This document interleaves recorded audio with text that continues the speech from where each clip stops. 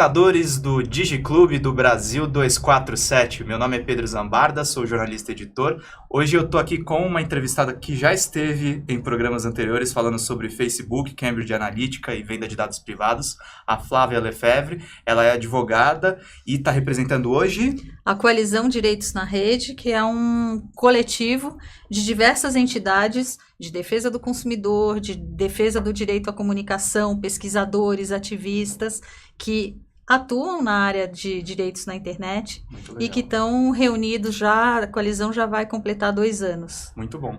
E hoje a gente vai falar sobre um assunto controverso, muito mais focado aqui no Brasil, que me sensibilizou bastante, eu como jornalista, e acho que todo mundo aqui do 247, das mídias progressistas, e até alguns colegas de grande mídia, que foi a divulgação das novas diretrizes de redes sociais do Grupo Globo, na verdade, não é só a TV Globo, é todos os veículos vinculados ao grupo.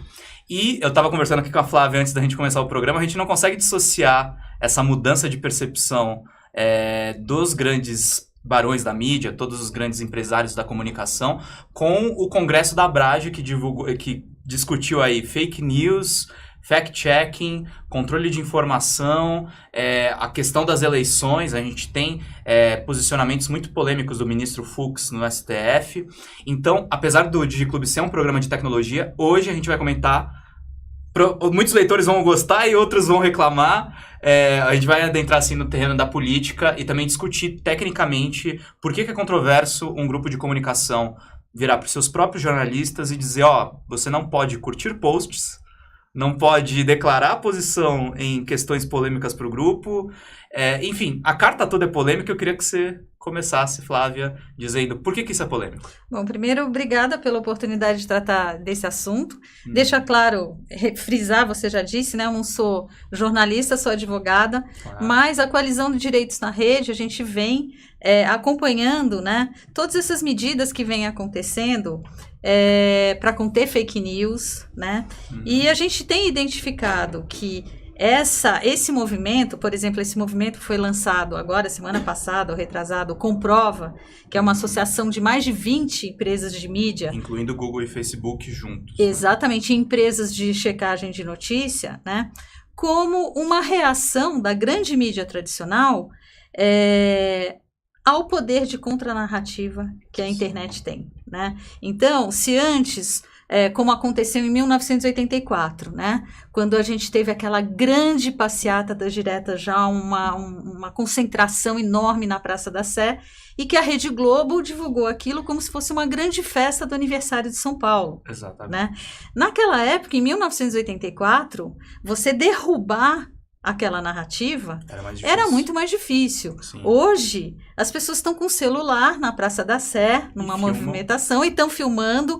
Então, é óbvio, né, que as grandes empresas de mídia perderam poder, além de ter perdido consumidores, né, a Rede Globo tem perdido consumidores para o Netflix, para o YouTube, para vários. O que é paradoxo, ela também está perdendo pro próprio Facebook e pro próprio Google. E é complicado você ver como essas grandes empresas americanas, elas estão muito na aba conservadora aqui no Brasil, né? Exatamente. E assim, a gente, nesse contexto, tem que entender que esse movimento todo, né, de fake news, de checagem de notícia, de se encontrar empresas que vão dizer o que é verdade e o que é mentira, num contexto altamente conturbado politicamente, nesse pré-eleições aí que a gente tem agora, que isso é uma reação clara dessas empresas contra o poder da internet, contra o poder que nós, cidadãos, ganhamos, né,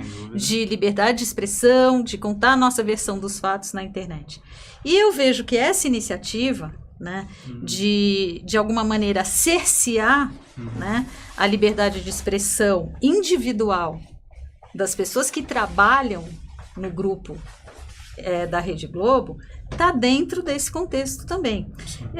Eu fico imaginando, por exemplo, vou dar um exemplo, aqui não gosto de dar exemplo, mas está público, está na internet, é uma página pública. Vamos pegar um jornalista famoso, tradicional da Rede Globo, o Chico Pinheiro. Sim. Se você entrar na página do Chico Pinheiro hoje, você vai ver postagens que dão muitas dicas de qual é o posicionamento ideológico dele. Sem dúvida nenhuma. Isso não quer dizer que ele, como jornalista, esteja sendo imparcial, né? Esteja sendo enviesado na hora em que ele aparece lá nos jornais onde ele atua, na Rede Globo, e relata uma série de notícias. Inclusive, ele foi o âncora que fez a narração, que inclusive causou um episódio aí de controvérsia nos bastidores. Mas vou falar aqui do que é, não do bastidor, do que é público mesmo. Ele foi o cara que deu a notícia da prisão do Lula quando ele se entregou para a Polícia Federal, depois de resistir no Sindicato dos Metalúrgicos em São Bernardo. Então, você questionar a idoneidade de um profissional desses, eu defendo muito que eu não acho que jornalista possa ser imparcial, mas a isenção natural da profissão, você se afastar um pouco do fato e falar, não, eu tenho as minhas convicções, eu tenho as minhas próprias opiniões, mas o fato dado é isso que aconteceu, mesmo que eu não goste do fato. Eu acho que todo profissional que entra nessa profissão é capaz de fazer isso. Mas o que a Globo está fazendo é muito grave, porque ela está tolhendo o direito do profissional, que é uma prática, na verdade, todo repórter tem a sua própria opinião. Isso acaba as pessoas não levam em consideração. E eu acho o seguinte, eu acho muito importante separar.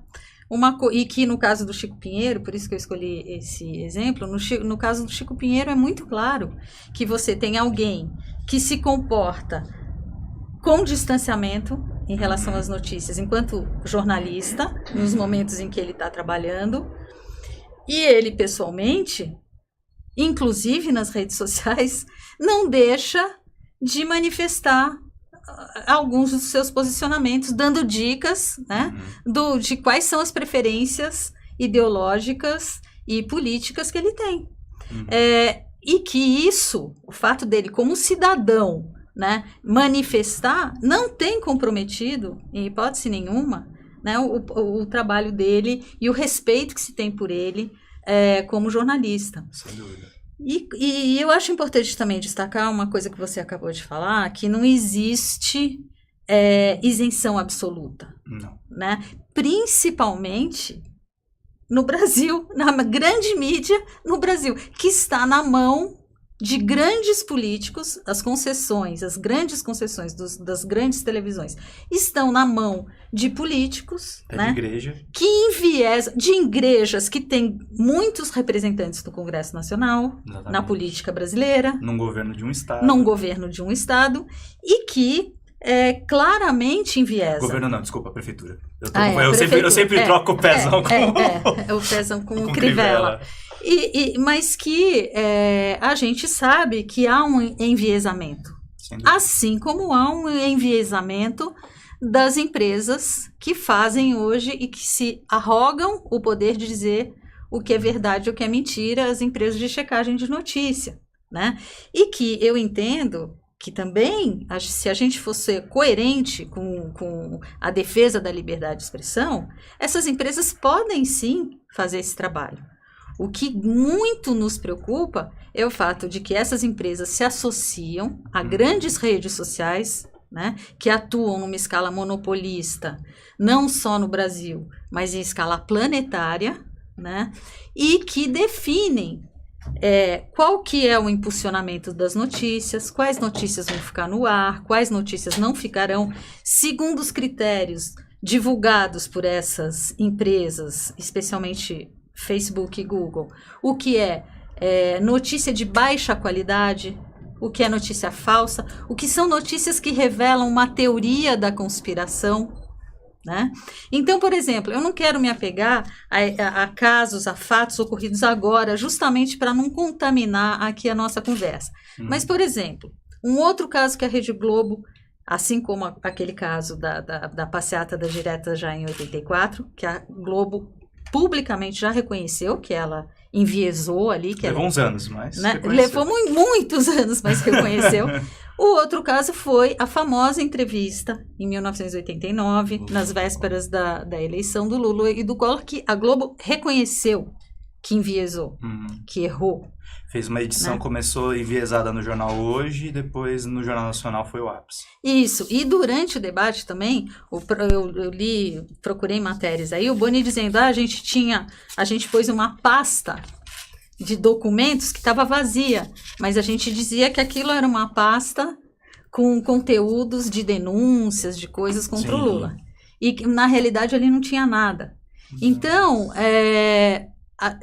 quando a base, o pressuposto do documento da Globo, né, diz que para justificar esse cerceamento da liberdade individual, de se posicionar politicamente, de adotar uma linha ideológica, é a isenção, me parece que a base está frágil, né? Tá. Especialmente porque hoje, se você for conversar com a maioria das pessoas, as pessoas sabem que a Rede Globo enviesa. E não só a Rede Globo, né? Porque o jornalismo não existe uma isenção absoluta. Não. Né? O importante é que isso fique claro para quem assiste. Dizer assim, olha, a gente aqui faz um jornalismo assim, o que não significa que não exista enviesamento nenhum, né? Exatamente. Uma coisa que fica muito claro, eu gosto muito da divisão, eu brinco um pouco que eu trabalhei em redação grande, a divisão do aquário e da redação. Porque a redação é aquela anarquia, todo mundo conversa com todo mundo, a galera conversa com a galera que discorda ideologicamente, é uma diversidade muito maior. Eu vi esse posicionamento da Globo, agora a gente vai falar um pouquinho mais do texto em si. E também eu publiquei um texto falando que eu acho, na verdade, que esse posicionamento é uma autocensura, o 247 publicou e eu publiquei também no Comunix. Uhum. Mas essa divisão do aquário e da redação seria... Agora a Globo parece que ela decidiu que as falhas do aquário são, na verdade, culpa daquele indivíduo assalariado da redação que posta coisas no Facebook. É uma coisa que você acabou de falar. Uma decisão num debate do Collor não vem do repórter, redação, não vem da redação. Vem do aquário, vem das reuniões dos acionistas, vem de quem tem interesse em quem vai ganhar na eleição. Claro. Então é uma coisa que eu vejo muito assim. Mas vamos para a cartinha do seu João Roberto Marinho. E tem um parágrafo que... A abertura me dá calafrios, mas o parágrafo que ele fala sobre curtidas no Facebook é o ápice, é o né? ápice. Agora, outra coisa que também me chama a atenção é que ele inclui aqui, nas redes sociais, né? Ele coloca, isso se aplica a todas as redes, Twitter, Instagram, Facebook, WhatsApp, e depois ele tira o peso do WhatsApp, mas ele inclusive diz que que o jornalista deve tomar muito cuidado com o que ele compartilha no WhatsApp com a família dele e com os grupos dele. Quer dizer, é alguma coisa que contraria até a noção, porque, por exemplo, para você formar a sua opinião, né, para você ir às urnas e votar, você precisa, primeiro, se definir ideologicamente e definir qual é o candidato de qual partido político você vai escolher. Isso é um dever seu como cidadão, porque no Brasil o voto é obrigatório. Você não pode deixar de votar. Então, o fato de você, como diz aqui, não poder, olha, isso inclui endossar ou, na linguagem das redes sociais, aspas, curtir publicações ou eventos de terceiros que participem da luta político-partidária ou de ideias. Então, eu, por exemplo, eu tenho um blog, né? Quando eu escrevo alguma coisa lá, eu vou na minha página do Twitter, do Facebook e ponho, olha, falei sobre isso, boto o link lá. Se alguém for lá e curtir, porque eu tenho falado bastante sobre fact-checking, sobre capitalismo de vigilância, qual a relação que existe hoje entre todas essas coisas e o fato de a gente no Brasil não ter uma lei de proteção de dados pessoais que nos deixe vulneráveis, né, para sermos modulados na formação da nossa opinião, etc. Se alguém for lá e curtir, ele estará infringindo. Se você for lá, se você fosse empregado da Rede Globo e você fosse lá então, e curtisse o meu post, você estaria infringindo as regras de editoriais do grupo da família Marinho? É uma pergunta aqui. Então, né? Fica uma coisa, não posso ter, então, colegas de esquerda, não posso ter nenhum colega que seja crítico à emissora. Extrapolando, não posso ter não posso, na verdade, eu posso votar no Lula, mas não posso declarar isso nas redes sociais. Você vê que fere um direito. Porque uma coisa, novamente, a gente não quer localizar a discussão, vamos ampliar para a gente Isso. discutir isso de uma maneira mais ampla. Teve um escândalo recente, mas não no Brasil, fora daqui, que o New York Times agora, eles colocaram em férias uma repórter que teve um envolvimento num escândalo sexual com um dos secretários de segurança da administração Trump. E descobriu-se que no relacionamento de 3 anos com esse cara, o cara vazou muitas informações que ela utilizou em reportagens que ela publicou no BuzzFeed, no Político, e agora ela estava no New York Times. Reportagens que não são fake news, são verdade, mas fruto de uma relação de conflito de interesses, em que ela mostrou que, enfim, tinha a influência da Rússia, tinha essa questão da vulnerabilidade do Trump nas eleições, como é que ele conquistou essa vitória de uma maneira muito controversa. E a repórter, se não me engano, é Ellie Watkins, o nome dela. E ela fez até piadas com aquela repórter que é morta pelo Kevin Spacey no House of Cards. E aí o pessoal falou, pô, parece que ela tá falando dela mesma no Twitter. Dá a entender um pouco isso. Mas eu consigo entender diretrizes assim rígidas para um profissional, não no caso dela, no caso do cara que se envolveu com ela. Um cara que trabalha com segurança do Estado, eu entenderia um pouco de mais de rigidez nas redes sociais, porque ele lida com informações que são sensíveis ao país. Sim. Agora, um jornalista é um ator público. O jornalista, ele pensa no interesse público e se aquilo é controverso o suficiente para ser publicável, ele tem que publicar. Independente, na verdade, no mundo ideal, independente dos interesses dos patrões dele, mas... Claro, mas o problema, vou ler aqui um pedacinho, né, que eu acho que tem a ver com isso que você está falando. É o item D aí desse novo capítulo, né, do documento. Em sua atuação nas redes sociais, o jornalista deve evitar tudo o que comprometa a percepção de que o Grupo Globo é isento. Então, você vê, na realidade, eles terceirizam, né? o que se pretende, e aí eu conversei com alguns amigos jornalistas, com uma amiga jornalista especialmente, e ela falou assim, Flávia, olha, o Globo escreveu, mas tem outras empresas que não escrevem, mas de fato isso acontece. A preocupação não é que ele vá lá manifestar o posicionamento dele. O problema é ele ir manifestar um posicionamento que não esteja de acordo com o posicionamento que o grupo onde ele trabalha adotou. Sim. E que, apesar de se dizer que é isento, a gente sabe, como a gente já conversou aqui antes, a gente sabe que não é. E as pessoas na rua, tenho certeza, se você for perguntar... Pergunta pro taxista. Pro taxista, se... o Grupo Folha, o Grupo Estado, a Globo, a Record, a Band, se existe uma isenção acima de tudo, não existe, né? E eu achei interessante o exemplo que você deu, eu queria dar um outro exemplo, né? Porque eu não acho que qualquer pessoa pode sair por aí divulgando por exemplo, um juiz, né? É diferente, porque ele vai ter... Procuradores do Ministério Público. Ele vai dar uma decisão num determinado processo, né? Então, o fato...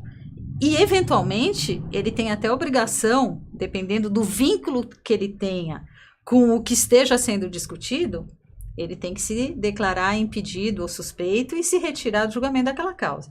Então, por isso, é importante, né, que algumas figuras... né, como você falou, no caso, uma figura pública, um agente público, que ele, de alguma maneira, ele retraia os seus posicionamentos muito públicos.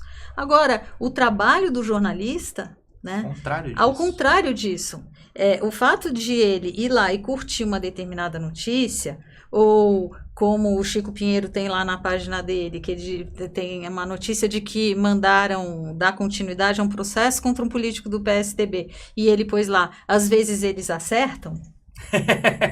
Sim. Entendeu? Ele não pode falar, isso vai comprometer a atuação dele. É diferente se ele fosse lá dar uma notícia e ele distorcesse a notícia para favorecer o ponto de vista dele, né? Isso é diferente. Agora, por isso que eu falo, eu acho muito importante separar. E aqui, ao contrário de separar e de respeitar a esfera individual do cidadão como alguém que tem direito de expressar suas opiniões, de formar opiniões e de também querer trazer outras pessoas para o seu campo político, né? E aqui ele mistura ao invés de separar. Sim. Então eu acho equivocado isso daqui. Chega a ser uma coisa de vigilância, né? Quando você Exatamente. fala em curtida, porque você precisa de um certo monitoramento. Porque algumas pessoas escondem bem. Tipo, não vão sair dando bandeira e até temendo pelo próprio emprego.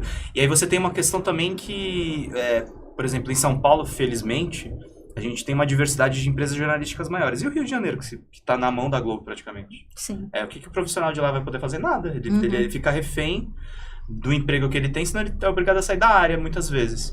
Você falou de outros grupos que fazem isso de uma maneira mais velada. O Grupo Folha não chega a ter um texto tão polêmico quanto o do João Roberto, mas tem diretrizes muito parecidas. Ele diz que o jornalista deve ter determinadas condutas em rede social e não outras. O Estadão não tem isso no manual de redação, mas a gente sabe por papos internos que também a coisa funciona mais ou menos dessa forma. Então fica... e fica difícil, porque, por exemplo... Não é uma orientação, mas parece uma censura mesmo. E assim, até um tempo atrás, você tinha uma alternativa, né? Para defender o seu emprego, vamos dizer assim. Que era, por exemplo, no Facebook, você tem um perfil alternativo, um perfil pseudônimo. E que hoje não tem sido aceito mais pelo Facebook. Né? Sob a justificativa de que no Brasil é proibido o anonimato, né? Que o anonimato está proibido na Constituição Federal, mas ele tem que ser lido, né, num contexto de preservação de liberdade de expressão, etc. e tal. Então, se eu sou jornalista, e nem a possibilidade de ter um perfil alternativo eu tenho hoje, né, para me manifestar ou para impulsionar determinadas notícias que eu, como cidadão, tenho interesse de que sejam impulsionadas, como é que a gente fica na nossa liberdade política, de exercer nosso direito político, né? Essa questão do anonimato, nesse cenário todo, né, especialmente do jornalismo, eu acho que é importante a gente levantar essa discussão, porque geralmente toma-se como alguma coisa fechada. Anonimato é proibido no Brasil. Primeiro, na internet, ninguém é anônimo, né? Se você fizer um uso abusivo do seu direito de liberdade de expressão na internet, será punido de alguma forma. Você tem como ser identificado, né? O Marco Civil da Internet traz justamente obrigações para empresas que fazem conexão, empresas que fazem serviço de aplicações, de guardarem dados em determinadas formas. Dados de IP, enfim, do seu computador. As empresas de conexão devem guardar os dados de conexão, não podem guardar dados de aplicações, e as empresas de aplicações guardam os dados de aplicações. E se houver um abuso, né, a pessoa que se sentir ferida vai ao judiciário, consegue uma ordem judicial para que os dados sejam... E vai achar, né? Então, essa proibição que o Facebook faz hoje de as pessoas terem um perfil alternativo, especialmente jornalistas, é preocupante. A gente tem uma das organizações que integram a Coalizão Direitos na Rede, Artigo 19, que é uma organização que atua a nível internacional na defesa de liberdade de expressão.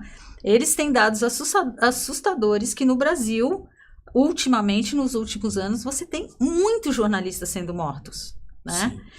A gente tem caso fresquinho, recente, de quem se manifesta claramente, politicamente, sendo morto. O caso da Marielle, por exemplo, não era jornalista, mas era uma figura pública. Então, essas coisas, né, elas vão se misturando com essa tentativa de conter, né, o exercício de direitos na internet. E você tem ainda também o auxílio dos próprios agentes do Estado. Tem uma notícia também fresca, você falou agora da Marielle. O interventor do Rio, o general Braga Neto, foi visto em conversas de bastidores, obviamente ele não confirma essa informação ainda, muito menos o governo Temer, discutindo digamos assim, um congelamento das investigações do caso Marielle Franco no Rio. Ou seja, os agentes de Estado não querem esclarecer um crime que envolve uma pessoa pública, com opiniões que você goste ou não, tem representatividade política, e está sendo cerceado abertamente. E especificamente a questão das fake news, você tem, em dezembro do ano passado, uma portaria do TSE constituindo um conselho para combater fake news e uso de bots nas eleições, envolvendo as Forças Armadas, envolvendo a ABIN, né? Então, a gente vai num movimento preocupante, né? Na justificativa de se garantir, né, um ambiente político saudável, mas você corre o risco de cercear. Quando, por exemplo, a lei eleitoral diz que propagandas pagas eleitorais na internet são proibidas, exceto impulsionamento, e equipara ao impulsionamento, no artigo 26, os mecanismos de busca, como é o caso do Google, né? O que você está fazendo? Você está, de alguma forma, estimulando práticas que outras medidas batem de frente com ela, medidas do próprio governo, né? Quando diz, porque onde se dissemina mais notícias, desinformação, né? Para usar uma expressão mais bonita, consistente, né? Mais consistente, com mais respaldo, né? São nas grandes redes sociais, que podem impulsionar e que podem reduzir o alcance de determinados conteúdos, né? Exatamente. Agora, voltando para o texto em si, tem esse ponto polêmico, e o que eu achei é aquela coisa, a gente dá risada para não, sei lá, para não ficar deprimido, não chorar, sei lá. O abre é companheiros e companheiras, né? Uma coisa que é engraçado, eu não entendi, foi um recado, né, a impressão que dá. Sem cair em teorias de conspiração, tô falando do texto em si. Assim, é difícil, né? Assim, aí a gente dar opinião a respeito de supor o que estava, se atrás de quem escreveu tinha essa intenção, né? Irônica, eu diria, né? De direcionar muito bem para quem que é isso aqui. Tanto nos bastidores da Globo, você mesmo citou o caso do Chico Pinheiro, eles falam que essa é a lei Chico Pinheiro, né? Não, isso eu não sabia.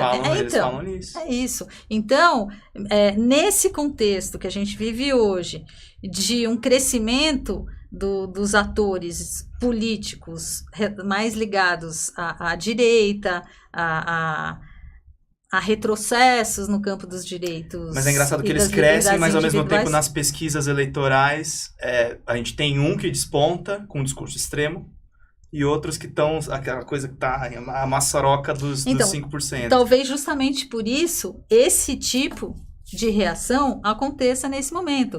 Esse tipo de reação, a questão do projeto Comprova, que reúne mais de 20 empresas de mídia e que a Brad está defendendo, junto com essas empresas de fact-checking e junto com as redes sociais. Talvez isso seja uma reação, né? O tempo vai nos dizer o que vai acontecer né, nas eleições. E me parece que tudo isso é uma reação. Por isso que eu falo, eu acho que isso daqui está dentro de um pacote, né? De reações contra o poder de contranarrativas que a internet deu aos cidadãos, né? Porque a gente tem que entender também que a internet ela é um espaço público, né? E que, é óbvio, você tem grandes empresas que tentam se apoderar e se apropriar disso. Mas a internet não é só o Facebook e o Google e o Twitter, né? Eu tenho um blog hospedado num lugar que não tem nada a ver com essas redes sociais.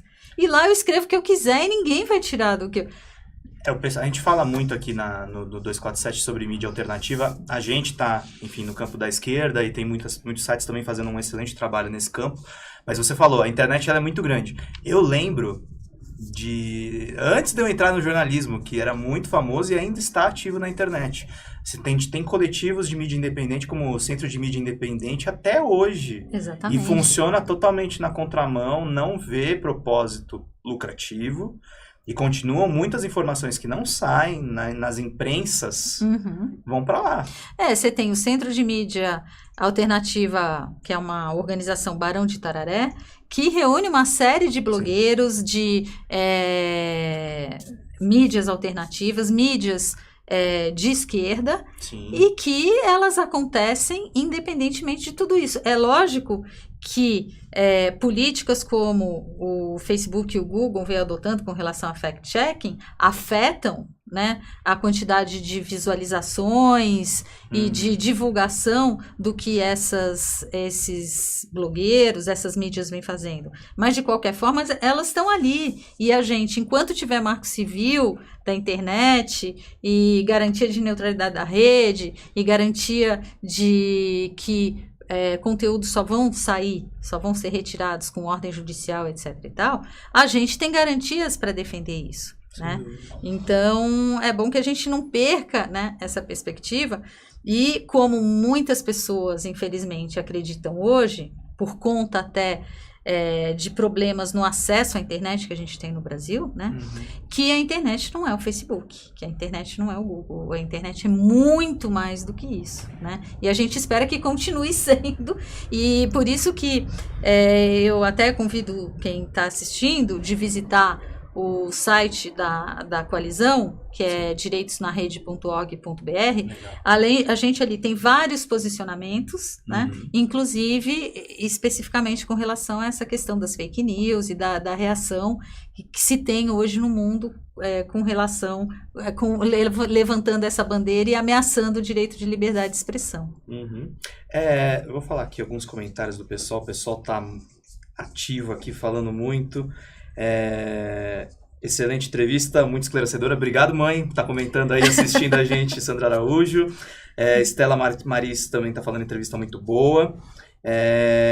Marta Silva tá falando aqui: a ONU pediu para o Brasil esclarecer a morte de Herzog, quando a Globo já apoia Bolsonaro. Essa é a opinião da Marta, que homenageou um torturador. Isso é verdade. Teve uma notícia recente que o Comitê de Direitos Humanos da ONU condenou a questão da tortura e morte do jornalista Vladimir Herzog, que era da TV Cultura.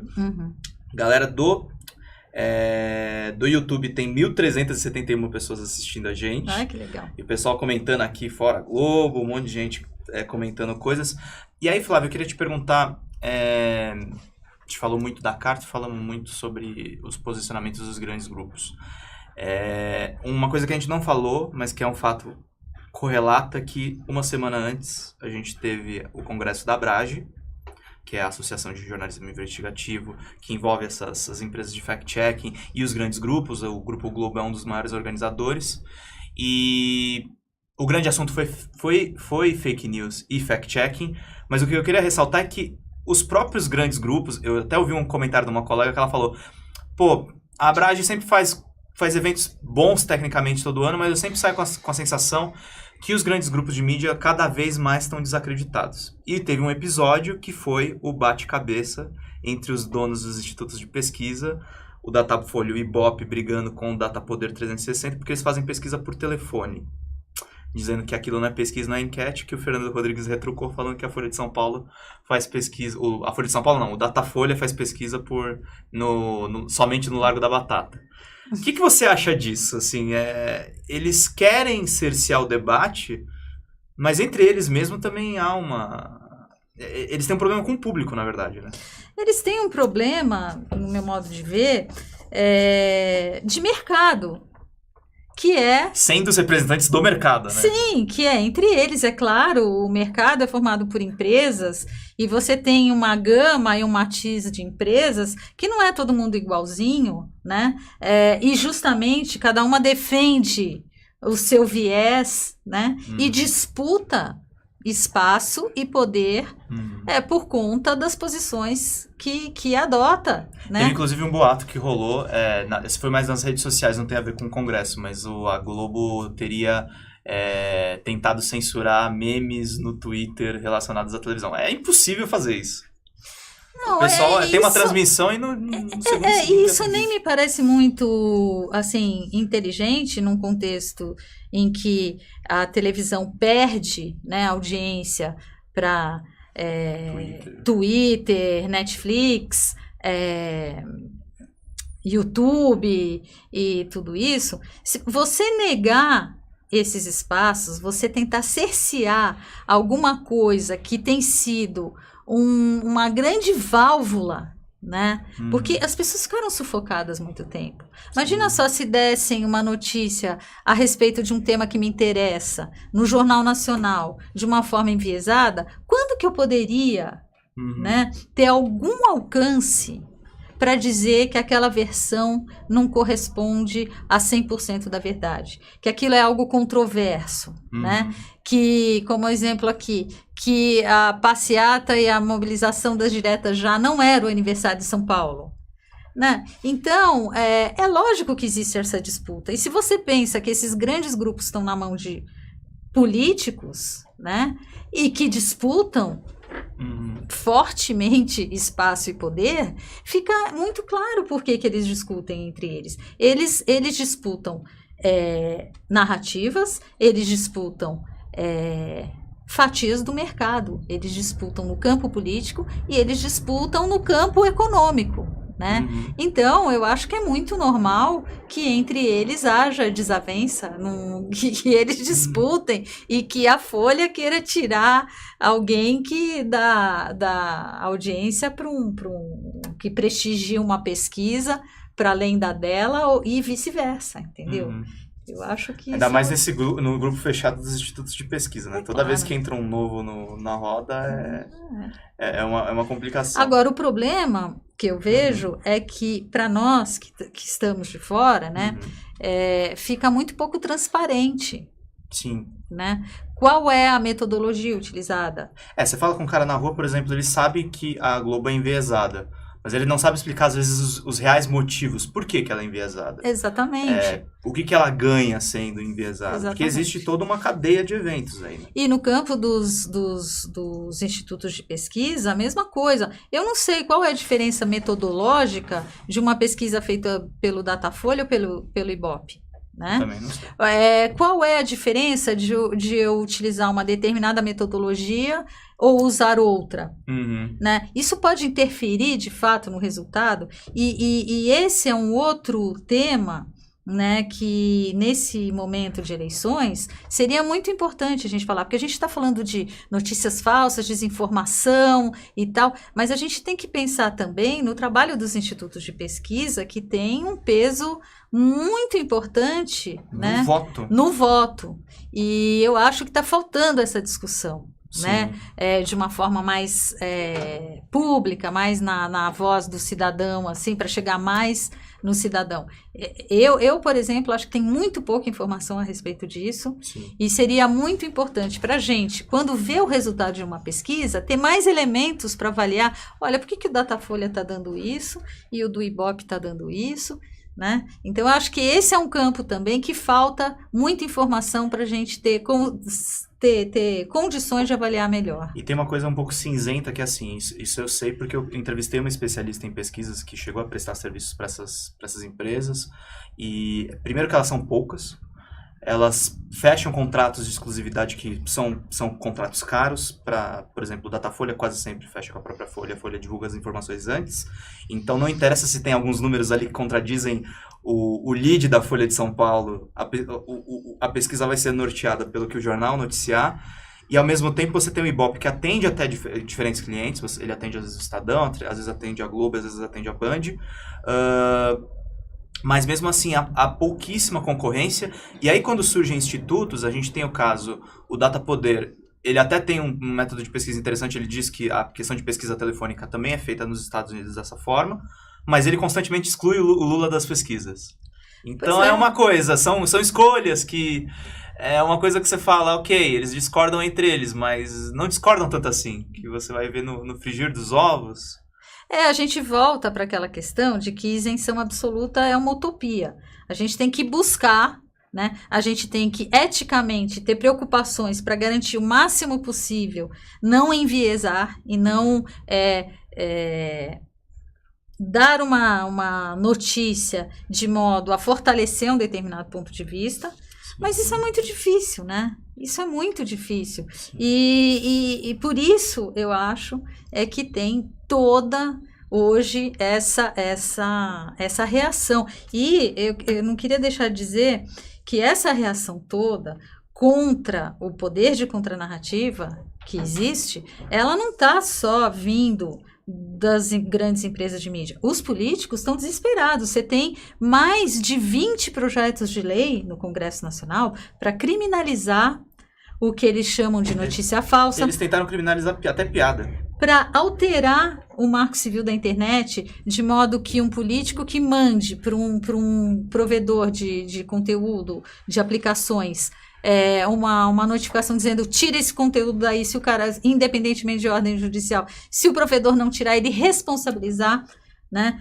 Ou seja, quebrar princípios básicos, né, que a gente construiu. O Comitê Gestor da Internet tem um decálogo de princípios de governança de internet, onde uma das questões fundamentais é não responsabilizar os intermediários, né, um dos princípios fundamentais do decálogo de princípios do CGI. Então, essa reação é uma reação por poder de narrativa. Sim. E no campo do mercado, também no campo econômico, por fatias de mercado, né? A gente está chegando agora no tempo final aqui do programa. Queria agradecer a todo mundo que assistiu. A Rosa, na Terra, o José Araújo, meu pai, está falando que também é entrevista. Meus pais resolveram assistir as entrevistas hoje, muito, muito bacana. Na verdade, eles sempre assistem, daqui a pouco eles vão me dar bronca lá que eu estou falando isso. Queria agradecer a todo mundo aí que participou. A gente fez um programa um pouco diferente, mas essas discussões são muito necessárias. Pesquisem mais sobre Marco Civil da Internet, sobre o decálogo do CGI, sobre o trabalho da Flávia, que é muito importante. E, enfim, fiquem inteirados porque, enfim, o posicionamento da Globo sendo o maior grupo de comunicação do ponto de vista técnico e ideológico no Brasil, é muito importante a gente estar por dentro e também fazer as nossas contestações e críticas que são necessárias para o trabalho dos jornalistas, porque não é... Eles dizem aí na carta, eu quase esqueci de falar isso, o João Roberto escreve que os profissionais de opinião teriam essa liberdade porque eles agem com transparência. Eu estou aqui para dizer que o trabalho do repórter é também um trabalho profundamente opinativo. A gente pode ter uma certa isenção, mas não está imune a formar opiniões e convicções próprias. Então é isso que eu tinha para dizer. Inclusive porque na hora que você, por exemplo, entrevista alguém e você faz uma determinada pergunta e não faz outra... Já é uma seleção. Já é uma seleção. Eu queria agradecer a oportunidade, convidar todos para visitar o site da Coalizão Direitos na Rede. Vou repetir aqui, www.direitosnarrede.org.br e dar lá uma visitada no meu blogzinho muito humilde, flavialefevre.com.br, que eu dou umas refletidas a respeito desses temas todos que têm acontecido. Muito bom, Flávia. Obrigado pela sua atenção, pelas suas respostas. Fizemos, acho que, uma importante reflexão aqui. Queria agradecer a vocês. Continuem acompanhando o conteúdo do 247. A gente vai ter agora Léo ao Quadrado, se eu não me engano. A produção me confirma. É isso mesmo que nós vamos ter. Valeu!